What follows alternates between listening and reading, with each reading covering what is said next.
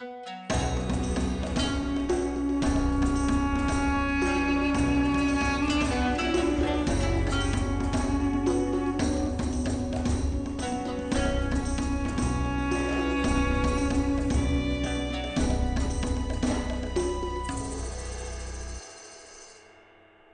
ad break time. I'm proud to announce that the Beyond Solitaire podcast is sponsored by Central Michigan University's Center for Learning Through Games and Simulations. Although the Kickstarter campaign for their next game, Hydrologic Cycle, has ended, you can now pre order copies of the game, so go and support science games if you are so inclined. Their next Kickstarter campaign for Eyeball to Eyeball, a Cold War simulation game, will launch in late June. CLGS also continues to offer classes in partnership with Gen Con.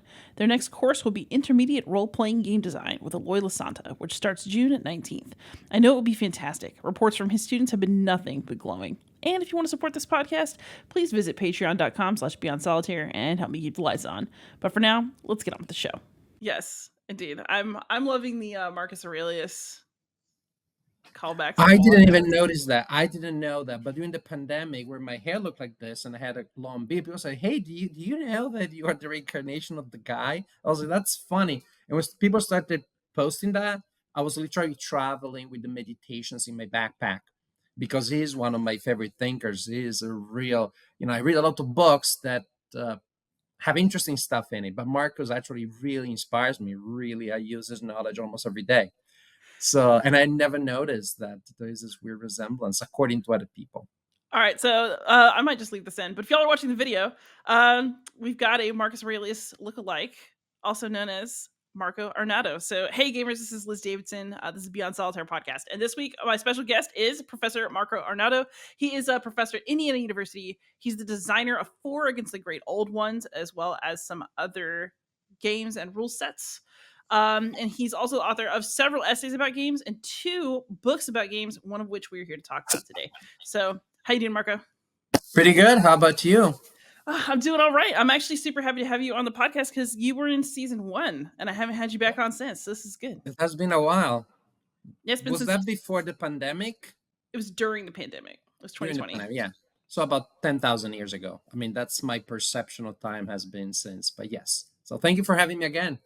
Yes, so it's super great to see you again, and just sort of an update. So actually, the last time you were on, we talked about narrative and storytelling in games. So your first book, and now we're here to talk about your second. So do you want to introduce your second book to the people who are listening? Yes, it's called The Tabletop Revolution. And it's a book that I wrote because I needed it. Different from my other essays or books that I wrote because I thought they were interesting. I actually needed this book and I couldn't find it. So I had to. I was teaching classes about game design and modern game history for the media school at Indiana University. And I just realized that there was no textbook, no general overview that could give them a sense of the main processes, the main dynamics, some of the mechanics, and so on and so forth. And so I was forced to ask the students maybe to buy a book, to read 2 chapters, or to look at just some entries from the Encyclopedia of Game Mechanics, look for a video blog here, a YouTube post there. Also, you know what? I'm just going to write a book in which I, from beginning to end, explain what has changed in the last 20, 25 years in gaming and why tabletop gaming has changed more dramatically, in my opinion, in the last quarter of a century than in the previous centuries or millennia. There's really been like a singularity event that has pushed game design and game production and the gameplay in completely new ways. And so here starts from the history why that happened, and then it breaks it down into chapters, which again I've designed so I can use it in my classrooms. And so now this is a game, this is a book that can be easily, people can read it, and I believe it works as an essay, but can also be split into each chapter can be assigned in a week, and you pretty much have the syllabus written if you're teaching a class about game design, because that's the book that I needed. Yeah, I feel like I have Parlette's like Oxford History of Board Gaming book, but that thing needs a major update. Would you say that your book is in some ways an attempt to do that?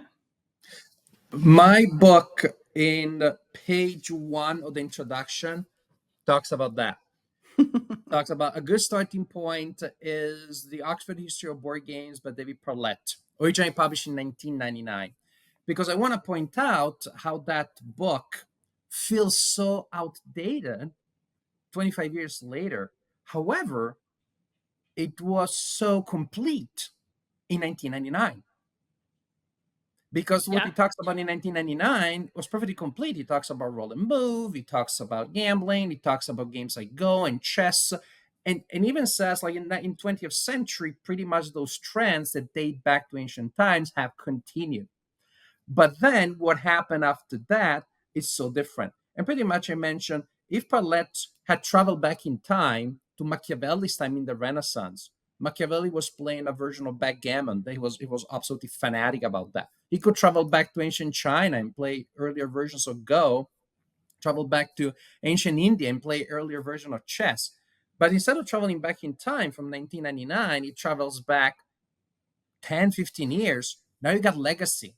Now you got worker placement, card drafting, open or closed card drafting. You have people destroying components. You have people staring at the table without doing anything, which is the main mechanic of the mind.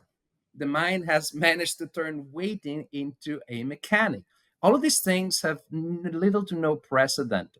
And so my book tries to cover precisely that, all of the biggest innovations. Now, it's not that these things necessarily did not exist, say in the 70s or 80s, but they were very niche.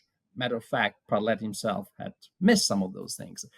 And that's another interesting point that I like to make, that innovation is not so much about just one person having the great idea, because some of these ideas they showed up in the 80s or 90s and they were super niche. The very same ideas, when they come back in 2005 instead of 1985, become huge. So it looks like creativity in general and in game design for sure is at an intersection between somebody having an idea and an idea capturing the needs, desires, and style of the community. Like, for example, I talk about a la carte. That's a game that had like a single edition in the 1990s, and then you have like 20 editions in 2010, and there is in 2010s, and there's a pattern there for several other games that show, hey, there was a tiny edition back in the day, and now so many editions and variants and ideas that have exploded. So that shows you is not only the idea, but the community now is looking for something new that did not exist until like 40 years ago when the idea stayed niche just to explode later. I'll give you one last example, which actually I haven't mentioned in the book because I couldn't find the reference. I remember reading in an article in a war game magazines from the 70s or 60s. I wish I could find it. Maybe some of the viewers will help me.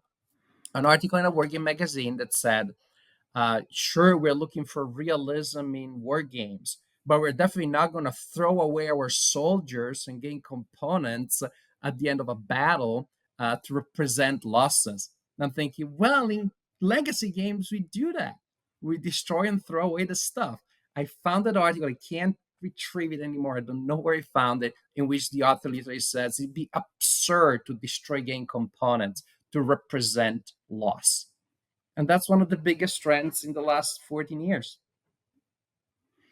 Oh man, that's a really fun way to think about it. So when you talk about the community and its needs, Yes. who is included in the community for you, and how did you decide to draw those lines? I my definition of and my emphasis is on hobby games. Of course, again, you still have traditional games, children games, mass market games that rely on those older conventions. My emphasis is on hobby games and hobby gamers. And the best definition that I found is a bit circular, but it works because hobby gamers are people who play games as their hobby and mainly gravitate toward hobby games. And so a hobby gamer is more likely to play Splendor, Sagrada, or a legacy game than Clue Monopoly. And a hobby game is the kind of game that appeals to people who play games regularly as their hobby. Again, it's circular, but it does allow us to distinguish between different types of people playing games and different kind of games. Because again, Monopoly, I don't know a Gen Con. I don't see a Gen Con people say, "Oh yeah, we play this every week." It's just like people who play games at least twice a week. They don't tend to gravitate towards mass market games, for example. So that's how I define the community. The community is people who play games regularly as their hobby. This has several other implications, means we tend to think of not so many children, but from teenagers, young adults, all the way into older ages, which is fairly new phenomenon as well. We tend to look at the middle class because it can be, it's not the most expensive hobby out there, but it can be. And also another interesting trend is this, that a hobby gamer tends to play more games, each of which fewer times than traditional casual gamers who just play the same games over and over and over and over again. That also means another not trivial element to me, a hobby gamer, usually somebody who is more okay with learning new mechanics and ideas than otherwise. For many casual gamers, the idea of learning a new game is a huge psychological obstacle. And it really is psychological, not cognitive, emotional, I would say. Uh, I knew a professor at AU. She does incredible stuff, incredibly complicated stuff. I can't tell you what it is because it's a very narrow field, and I don't know if she wants to be quoted. But trust me, stuff that I would never be able to do. And she told me, "Oh, my friends once tried to get me to play this game. Oh my gosh, like million rules, million things. It was so tough. Do you remember what it is? Was something about trains." And I'm thinking 18XX. I'm like, oh no. Do you mean that was Ticket to Ride? Yeah, that one, that one. Oh, I can't begin to handle that. So I know that this person can learn things that are a million times more complicated. But when in front of a game, her brain turns out as like, no, I can't. It's too hard for me. I don't want to learn. I can't learn. So again, I define hobby gamers as people who are willing to learn new games all the time, simply because that is the pattern of consumption that I see in the market. You could not explain the number of games that are successfully released unless there was an audience who is willing to at least acquire and potentially even play all the many games that come out. You have a good point. You used a ton of different examples in your book, some of which were like from 1970, and then Mhm. some of which were super recent, games that I'd never heard of. So, out of curiosity, how did you choose which games went into your book as examples? Is it based on just your own personal experience with games? You do go by Marco Omnigamer after all, or did you have to kind of poke around and do additional research looking for like the perfect version of game to mention when making your points? When talking about the earlier games, I did more targeted research. And for some things, I use, for example, the tags, the labels of Board Game Geek. I know that I don't need to make a huge research to find today's worker placement games. I just stumble upon them anytime you walk into a game store. But I want to wonder how new is the mechanic? When did it happen? Then I start using Board Game Geek and I do more targeted research. For narrative games, that I already done the research because I already looked for when did games start telling stories for the previous book. So when I'm talking about some earlier precedents, I did specific research looking for them. I poked around. In a certain sense, then what I found determined the canon. Because if there is one game that did it, well, that's the one that's a so-called precedent. When it comes to modern games, then there were so many more examples, and I decided to give as not as many as I could because worker placements I could mention thousands, but a good critical mass. I think that when we're talking about trends, the quantity has a quality of its own. I think it's different than if I tell you, oh, this is a very popular thing, or if I give you a paragraph, which is basically a long list of some of the most popular ones. And for those, again, I use my own experience, the games that all my friends talk about and they want to play and they've become modern classics. If you're part of the community, you probably don't need a lot of research to figure out what are some of the most popular legacy games. Uh, so for those, again, it's been the community, and again, and some of the rankings of Board Game Geek that have pointed the way. This being said, there is always an element of personal taste. Maybe there is a game that I played a lot more, and I'm able to share more detailed insights. And I think, look, there are like 10 games that exemplify this mechanic or the specific point I'm trying to make. Why shouldn't I go? If they all feel kind of equivalent, why shouldn't I go specifically for the ones that I know better and seem to be more insightful? Makes sense. Makes sense. You mentioned that a lot of the information in the book might not be new to somebody who's already kind of entrenched in the hobby community. That said, I did notice that I was very interested in some of your insights about not that there was an explosion of new mechanisms, but what they were doing for players and why those mechanisms might exist. So I would love to hear you expand on that. So, we've had an explosion of different mechanisms. We talk about things like lower luck, more player choice. Why are these things suddenly at a premium after what appears to have been so much standstill in terms of development of new game mechanisms? Mhm. When it comes to the deeper sociological elements, I have to resort to hypothesis. But it seems to me that there are several trends that get together. And the idea is that among hobby gamers, there is an almost unprecedented emphasis on gameplay itself. We play the game to enjoy the game, as opposed to before then. You look at games played by adults, there seem to be two major trends. One is games that are just meant to socialize, and this is a more recent style of games.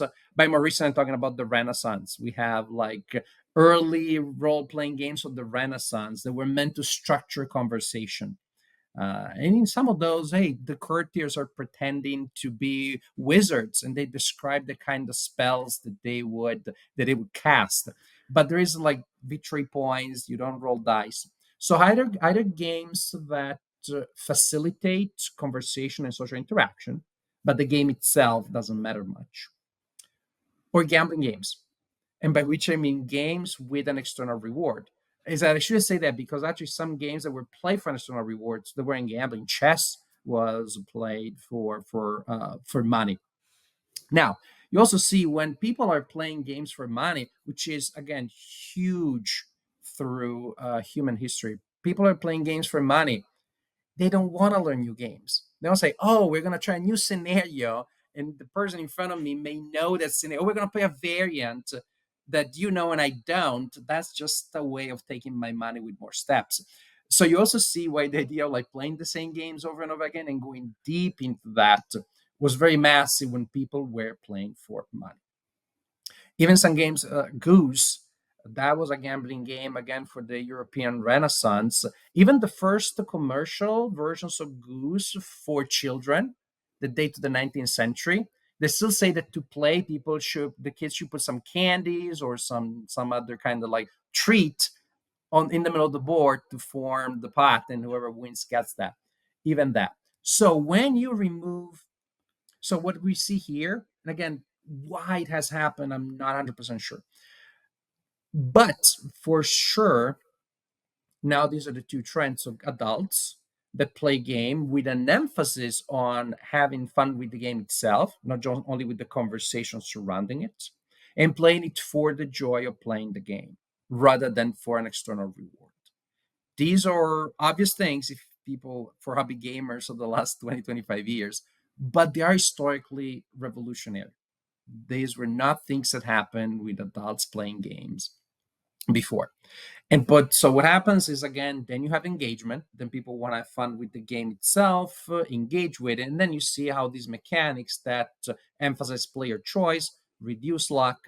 But again, you can summarize, I believe, the, the trends that I describe in the book with games drive engagement by giving us interesting choices and by placing gameplay at the core of the experience. I think we can kind of summarize that. Again, some you achieve that positively, by which I mean adding mechanics and rules, and some negatively, meaning by removing what used to be normal conventions, such as player elimination, long downtime. Well, that we're still struggling with that one. Some games still have that a lot. But player elimination, that should be obvious.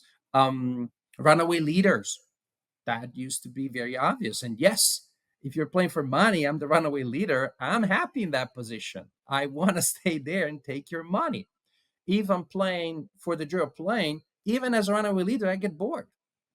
I may just be as, unengaged with the game as runaway leader as the people who can't catch up.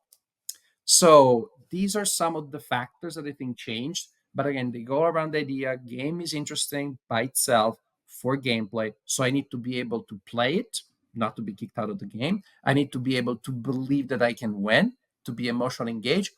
Although winning is not the point. I believe playing the game well in order to win is the key experience of modern hobby gaming. Ooh. I instinctively I feel like you're headed in the right direction with that. I can't, obviously I'm also not a sociological expert, but that feels like there's truth in it. Um One other thing I was wondering as I was reading your book is I feel like over the years I've done my podcast actually, board games and scholarship have gotten a lot friendlier with each other. Mhm, mhm. Um what what kinds of changes have you noticed in that realm over the last few years? And I know that your book is for students, but do you see it being used for scholarly purposes as well? Absolutely. As I said, my primary need was to have a book that I could use in the classroom for undergraduate students. But then I'm getting a lot of interest from more traditional game scholars because gaming became of interest in, at least in American academia, in the early 2000s. But it was 100% Italian only digital gaming. You didn't even say I specialize in video games. So somebody says I'm a game scholar and they have an academic tenure profession position. You can assume they specialize in video games. That's not shocking because if you were studying games in the early 2000s, well, guess what? Partlet book tells us that tabletop gaming was still very conservative, was still very similar to how it has been. But video games had been incredibly innovative. They were experimenting in terms of story and things like that. Mind you, the many of that had analog foundations, but that was not put and that was not obvious. So the academia started exploring games entirely from the point of view of digital gaming. That meant that what the journals were publishing, what people getting jobs were doing, and of course then these people with an academic job, they're the ones directing leading undergrads and directing graduate student dissertations. So these graduate students will specialize in digital gaming and so on and so forth. Long story short, I go to conference, I talk about these games, and I see my colleagues especially in digital gaming who had no idea that hobby gaming, tabletop gaming has been so innovative, and they ask me, wow, where can I get a good sense of these things? And I was like, well, back then I say there may be a book at some point that gives you a general coverage. So this is again also designed for other scholars, so for graduate students and academic scholars who are interested in gaming, and they simply need to catch up. They simply need to catch up. They're just, I would say, when we talk among us tabletop gamers, we know the PS5 is innovative, has a lot of and new Xbox. We know about digital games more than scholars of digital gaming know about board games. When we talk among us, we don't think that Donkey Kong or Pac-Man are the greatest new things. But the other side, so to speak, and it's an artificial distinction, and I hope it'll fall apart soon. But I've seen scholarship written by digital scholars who still compare, when we come to examples, still Monopoly or Jenga, and they say, well, of course, analog gaming cannot tell a story the way a video game does because look at Monopoly, look at Jenga. I'm like, yeah, but if you look at Gloomhaven, that's a different story. But they have never heard of that. So I think it fills a gap in academia, also at the higher levels. And again, when it comes to hobby gamers, as yourself, still seeing all of these mechanics and dynamics that we know of instinctively, put in a single place and I hope logically organized. I think there may still be an advantage. There may still be a way of mapping things that you have maybe you've seen individually, getting some insights from somebody who has given some thought to this. And again, one of the purpose of the long list is also, well, people may get to explore. They may get to learn about new games that they haven't heard because no one has played every hobby game, including myself. But I played a few, and so that may still help readers explore new designs. One thing I noticed in your comments was that you wanted to see sort of a breakdown of boundaries between digital and analog gaming. And I feel like that's already happening in two ways. One is that I'm noticing tons and tons of board game apps and Steam and Switch implementations. And the other Mhm. is that I'm seeing tons of board game mechanisms making it into video games. Like something like Slay the Spire is basically a deck builder with more math than a person wants to do on the table. Um, Mhm. how do you how do you understand these trends and see board and video gaming like moving together? Mhm. Well, actually, allow me to clarify. What I definitely want to be seen breaking down is the divide in players' habits rather than design themselves. And especially again when it comes to digital scholars, because again, a lot of for the hobby people play board who play video games as the main thing. I think they're picking up games, and they're probably not picking up Monopoly. They're picking up hobby. But in academia, is very strong, and the job is hard. You need to read a lot and work a lot, and so the fact that on top of what you specialize, it may be good to also branch out is tough, simply tough, practically speaking. But I do hope the digital scholars more and more understand the vitality and the richness and the inventiveness of what has been happening on the tabletop in the last quarter of a century. When it comes to the design themselves, I see that they tend to converge, as you notice also, but I don't think they are overlapping much, and I don't think they will, because once they do, they lose their specific, I think it's called propositional value, something like that, something fancy like that. Their individuality, and therefore they lose part of the market. For example, we know about app enhanced games, and that's like the last decade or so. I built with Descent, with Mansions of Madness, and you scan things, and there are presents, and some are very good. I love Chronicles of Crime, the whole system. But if you look at some interviews from experts from the early 2000s, there was the idea that board gaming was going to be completely annihilated, and if analog forms were going to survive, they had to ally themselves with digital elements. That has not been the case, at least so far.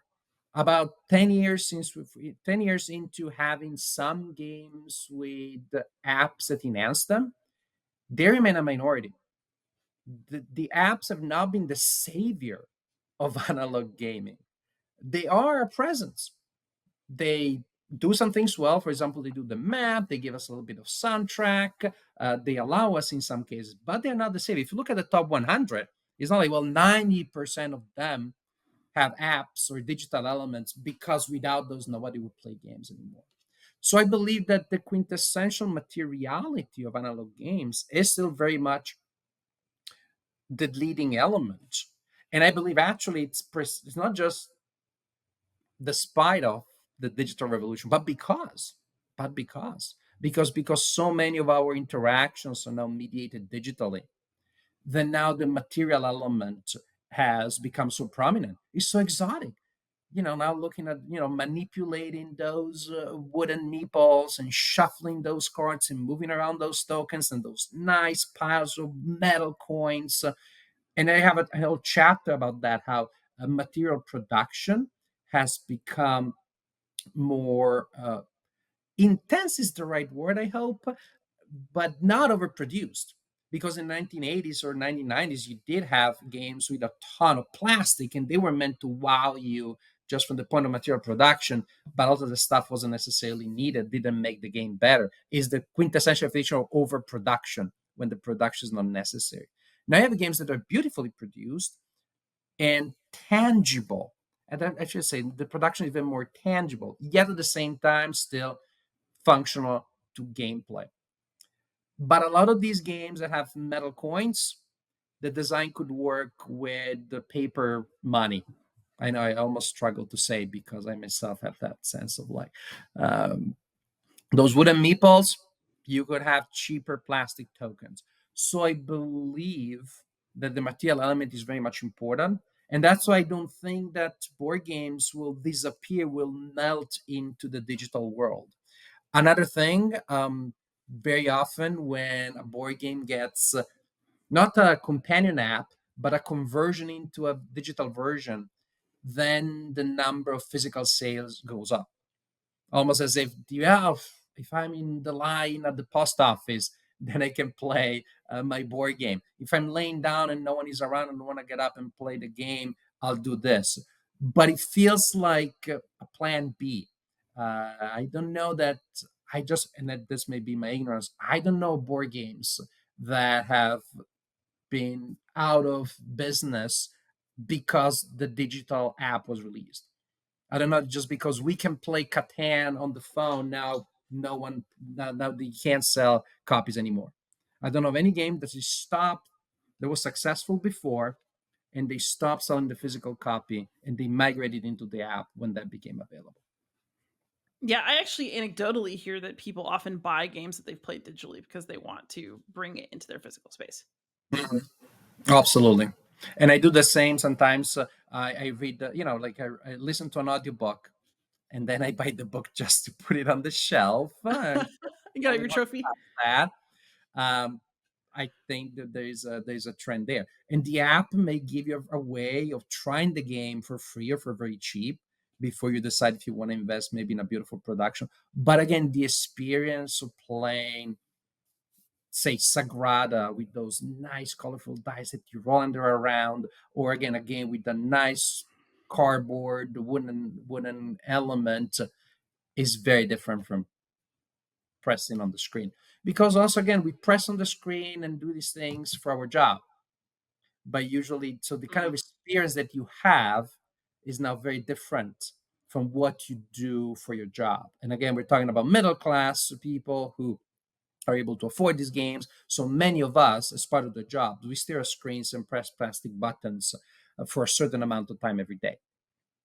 And so you see how playing beautifully produced and tangible board games becomes exotic and different from your job in a way that playing games on a screen is not necessarily quite the same.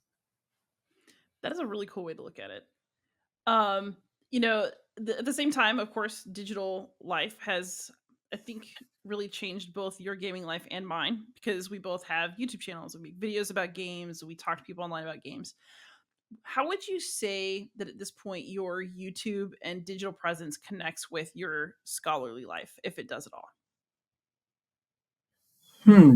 Well, one thing, and it's very simple. Um, I started as a hobby. Well, it still as a hobby. Say I don't get paid for what I do. I don't play every time. It's still a hobby, 100%.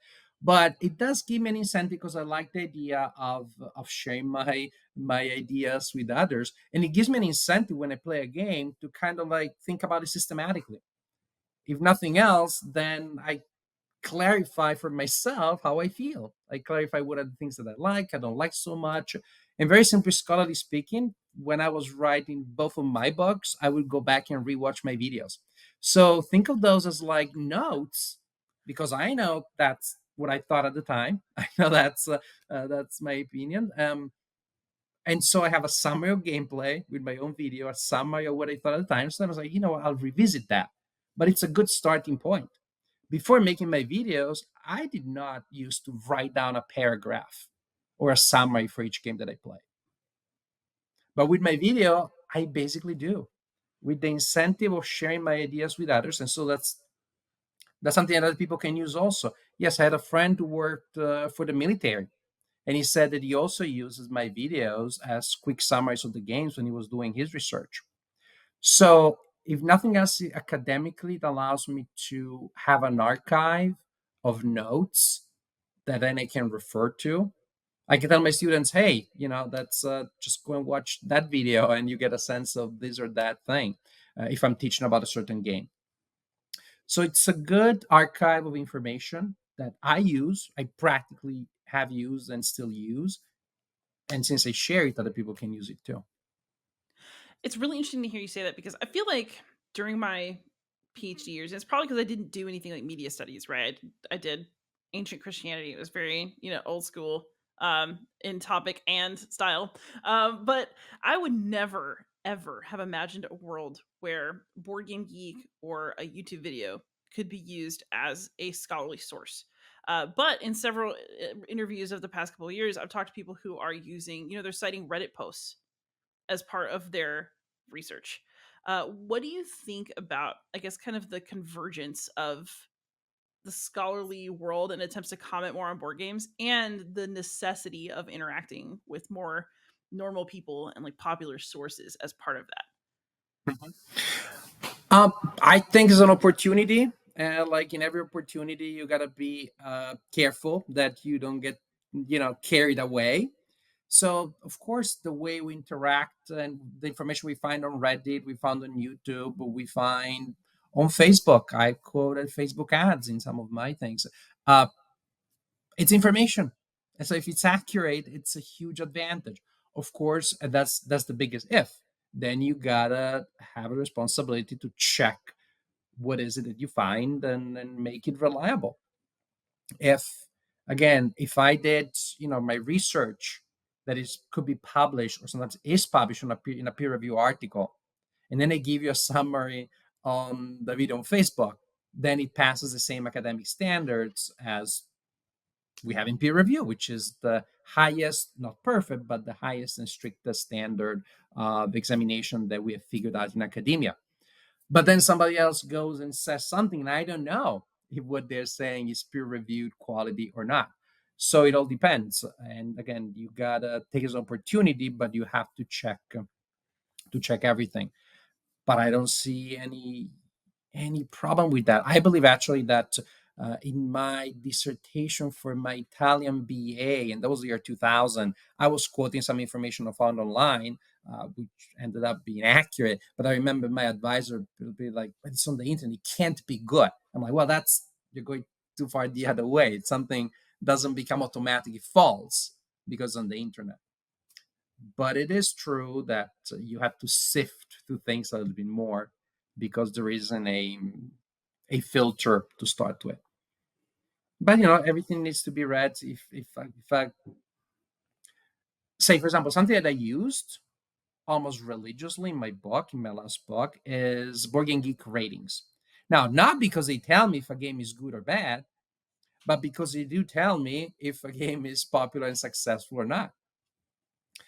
And of course, that means a game has thousands and thousands of games of votes by hobby gamers, and they are very, very positive. It probably is good, at least to me. Probably I'm going to enjoy it. There's a chance at least, but I know for a certainty that it has been successful and it meets the standards and the taste of today's community.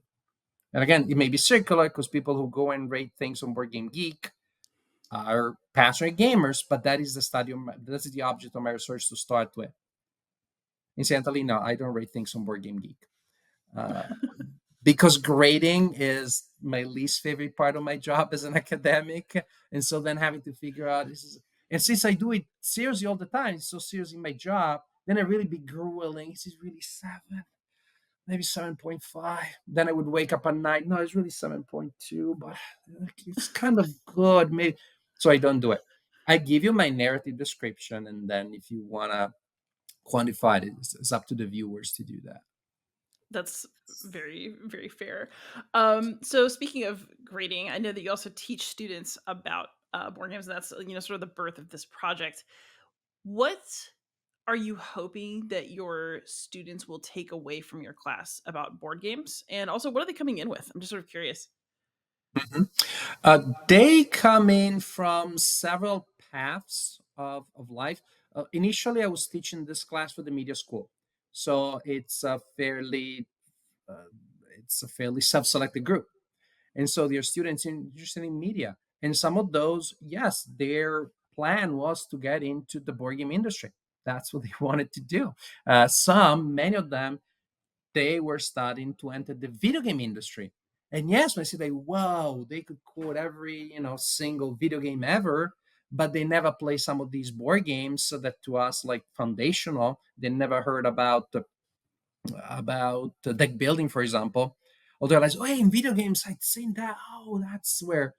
So it enriches their understanding of digital gaming in ways that were not taught before, that they hadn't seen in class about digital gaming. And then people in journalism, well, that's something that they can write about. And if nothing else, this is super important. Classes about games in which students play games together, they create a sense of community, and that is really important. The biggest predictor of academic success is not income, as everybody believed, is not anything, not gender, race, orientation, nothing. It's whether the students make friends or not. If somebody goes to college and they don't make a group of friends in the first semester, their chances of graduating plummet. If they don't have a group of friends by the end of the first year, they virtually never complete college. And so having students playing together, and they told me that we're bonded in this class. We see them years later. We remain friends because we play games together. There's that added value. Plus, again, so many different things. Narratology. Our games tell stories. If they're into any kind of literature, English is a natural fit because many of our narrative devices were invented by Americans and English designers. But any kind of literature, now you know how to tell an interactive story. Now you tell a story that responds to the decisions of the players. Now that was when I taught in the media school. Started from the fall. I'm teaching in the college, so it caters to a broader kind of student. So from anybody who's interested in the humanities and or the sciences. And so I'm going to be for 120 students. So opened up to a much larger group. Firstly, the enrollment was 20 students. Um, and so that really is for a huge range of people: graphic designs, game design, sociology, history, literature, again, because so much of this is interactive fiction. So I teach the class, and the students find it. And then when they come to class and they tell me why they take it, sometimes they take it for reasons that I did not expect. But if they identify it as something that is interesting to them, well, I'm happy that I gave them the opportunity. I like that. I also love that you kind of see some of the value of your class as something that's more of a soft value. I think that when we talk about education now, and I mean, my Mhm. bias is showing as a classicist, right? We talk a lot about what's useful and like sort of utilitarian aspects of class. And, oh, I took this so I could design a game, or I took this so I could be a journalist. Um, you know, what do you, uh, I mean, do you feel that you're teaching about board games is also sort of part of our larger fight for the humanities? It it wasn't like that when I started. I thought they were just very cool skills on top of the knowledge that you acquired, the literal knowledge. There were skills the students were developing. It just so happens that the conversation we're having about why teaching the humanities, now they're making this more explicit, because when you play games, you are developing valuable skills. It's problem solving. Again, you think of traditional games where you roll the dice and see what happens, but no, you're teaching problem solving, you're teaching prioritizing your objectives, resource management. That's literally a mechanic that we have. Resource management. These are valuable skills. People who go to college probably they want to get in position of leadership where they'll make decisions. That's good training. Another huge thing that games teach is tolerance of ambiguity. It seems obvious to us because you and I come from the humanities, and so most of the problems in the humanities they can be solved. They're not solvable. We learn. We normally live with the idea can go this way or that way, may never be solved, and maybe that's not the point. But there are students who go for this like harder path, can be medicine, can be engineering, and they tend to just look for the quick, clear solution, but reality is under no obligation of offering clear solutions right away. And so, if the student or the young professional cannot tolerate ambiguity, their risk of plugging in whichever of the three, four methods that they know seems right at that time, rather than to slow down, wait for the further evidence that may or may not come up. And again, so in med school, students, I think it's Virginia Tech, that they are taking, they're asked to take art classes to learn how to tolerate questions that can't be answered right away, maybe never. I read a paper from an engineering conference last year, and again, they said we're desperately needing young engineers who have problem solving and tolerance of ambiguity. And when you're playing a game, and there are secret objectives for all the other players, and there are several moving factors. I'm definitely training problem solving, tolerance of ambiguity, critical thinking, budgeting resources, taking calculated risks. No matter what my students will do in life, chances are they'll need it.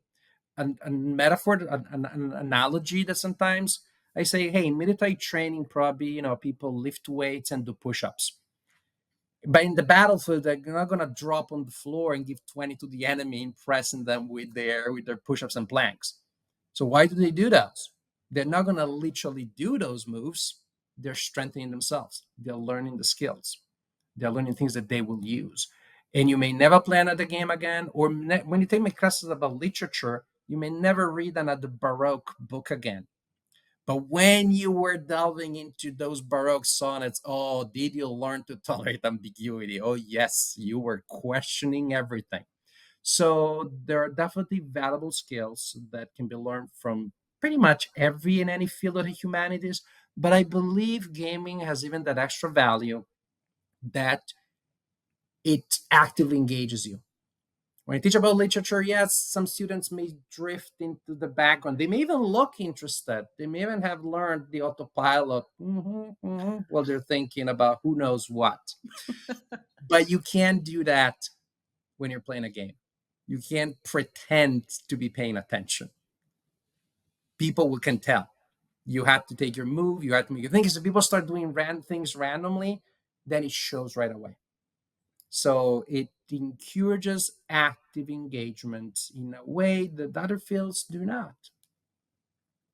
Nice. As good an argument as any, I think. And then I want to ask sort of a YouTube related question. So the last time I had you on the show, we did a double episode. What about your book? And then one about the future of wargaming. You'd very recently become Marco Omnigamer instead of Marco Wargamer, and you were somewhat pessimistic about the future of wargames, but optimistic about the future of games in general. Do you feel that that has changed? Uh, your feelings on that. How have things borne out? What's your current, I guess, positioning in relation to wargaming in its future, especially? Well, I play fewer word games than I used to, and both I'm older and I guess more tired, and my family doesn't play as many word games of that kind. My friends, some move out of town, and that's already tells you something though. When your word gaming friend moves out of town, it's harder to replace them than when your friend who plays Sagrada or the Crypto or Everdell moves out of town. You can replace those more easily. My opinion hasn't changed because I haven't seen any change, any evidence. Meaning there used to be a divide 5, 6, 7 years ago between wargaming old school, which kept being old school and being played by older players. And that hasn't changed. And I think I don't really see a way out because now some big companies they start revolutionizing everything. They lose those fewer people, that's fairly niche group of people who have been playing games since the 1970s. So they lose that audience. But that audience is not going to be around forever, biologically speaking. So I don't think you can convince those old school war gamers to change the style.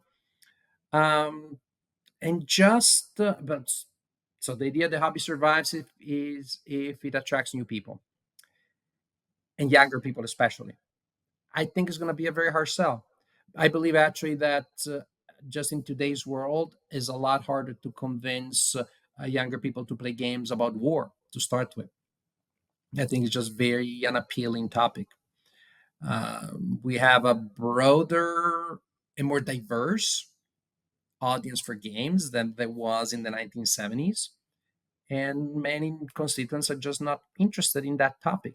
So it's about the older mechanics that are not particularly appealing, and they may just not be games about war, not many games about war in the future.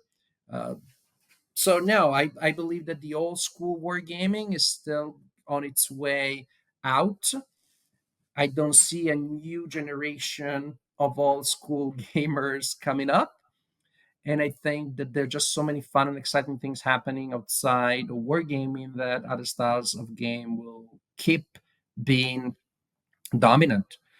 Now, of course, every trend has its exceptions. Say, look at Dave Thompson with things like Undaunted. Then he's taking modern game concepts and applying them to wargaming with stunning results. Undaunted is one of my favorite games of all time. But you're not going to have a huge market of war games based on this one or other. You can quote 15 more if you can find them that have the new wave feel and the theme of historical warfare. If you can find 10, 15, that'd be great. I can't think of 10, 15. And even that would not be enough to keep a hobby up. So, no, I think that's, I'm still pessimistic. Pessimistic styles come and go. You know how much I love historical war game, the hundreds of videos that I made about it. And then it became stagnant and other styles became more exciting. I didn't reduce my number of games that I played in that style because of some political decision, because they did, in the long run, they are a little more static and less exciting relative to the context around them, which has moved so much. Yeah, Mm. yeah, in the 30 years ago, where gaming was super exciting and complex and about gameplay and all these decisions, and the alternative was rolling dice around the Monopoly board. But as the other context, so it's not just that where gaming has, I would say, Monopoly has been stagnant since the 1930s, but that's all that there was. Where gaming has been very static for the last 50 years. And while that was still the most complex and gameplay oriented style, that was fine, but the context around them has become so much more appealing than where gaming also, I think, has become more appealing in comparison. Less, sorry, where gaming has become less generally appealing by contrast with all that has happened. Oh, that's a really interesting way to look at it. I feel more optimistic, but it's also because, well, I think that you have to decide what you're willing to think of as a war game. I think that you can either sort of mix war and historical games together and see lots of interesting trends moving in cool directions, or you can be very strict about what a war game is and watch it die.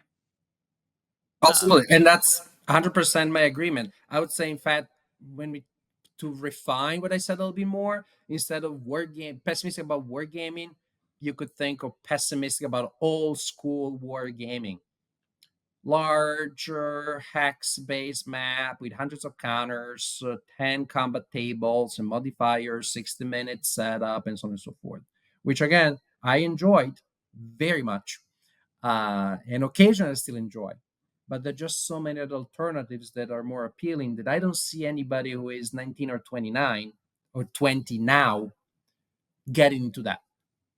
People always post the picture of this one person at a convention again, but that one person will need to buy 500 copies of every game, and that's not gonna be likely. So yeah, you can say old school war games. And again, some people out there are very annoyed that I say that, but I stand by the evidence that I think that's where it is going. Incidentally, what I call old school, it's a very specific style of games that came out at a specific time and a specific place. The people who started playing games in the 1970s and are still in love with that hex base, combat table, etc., etc., they were playing the games that were exciting and new when they were young. They weren't playing the war games that were exciting and new at the times of A.G. Wells. They weren't playing games that were exciting and new 60 years prior. You understand that, right? There's Yeah. also this element of being in love with the thing that was there when they were teenagers. H.G. Wells, remember, you play with little toy soldiers and with cannons that actually shot little balls hitting those soldiers. So the GMT, the SPI, the Avalon Hill were gamers. They weren't playing those. They were acting probably snobby about those. So why should somebody who is young, a teenager now, looking for fun games to play the games from 50 years prior, when the old school war gamers were not doing that? They were looking at what was exciting at the time. So on that note, I'll go into my softball question, which is, what games have you been enjoying right now? Mhm. Well, as you know, I play a whirlwind of new rotating games all the time. But I do have some games that have become, and have a footnote in my book about it. But around those, there are some games that I've always enjoyed, and that when a game we're playing, we want to play another game, or sometimes we play a game that fits. Like, oh, this is like we don't need to finish this thing, then we just pull one of those games from the wall, from the shelf. And I would say those are my modern classics that I could always play. And so my mini canon is Sagrada, Splendor, Senshi, the Crypto, and probably some micro macro Crime City. That's always fun to play. So I've been. I can't think of another game that I played recently. I was like, "Whoa, this I'm gonna play so much." You look at my channel. I love games all the time, but I try new games all the time, and I'm lucky that there are just so many great games out there. I would say there isn't any game that I played in the last year or two that has like come across as immediately joining those 4 or 5 that I like to play. I guess Micro Macro is from the last 2 3 years, but that would be that. And I've been reading a lot of game books. That also has been a long passion for me.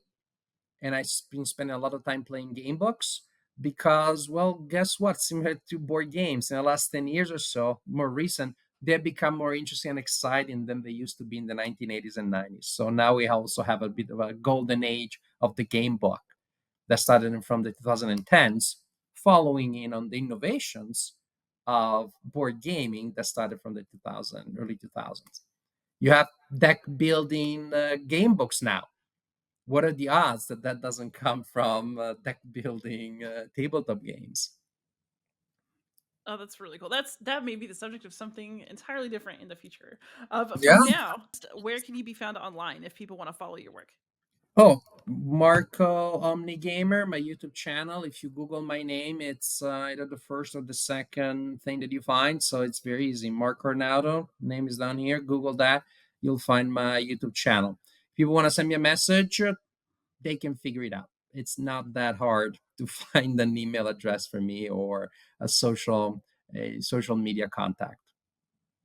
Fair enough. Um, I, of course, can be found anywhere as Beyond Solitaire.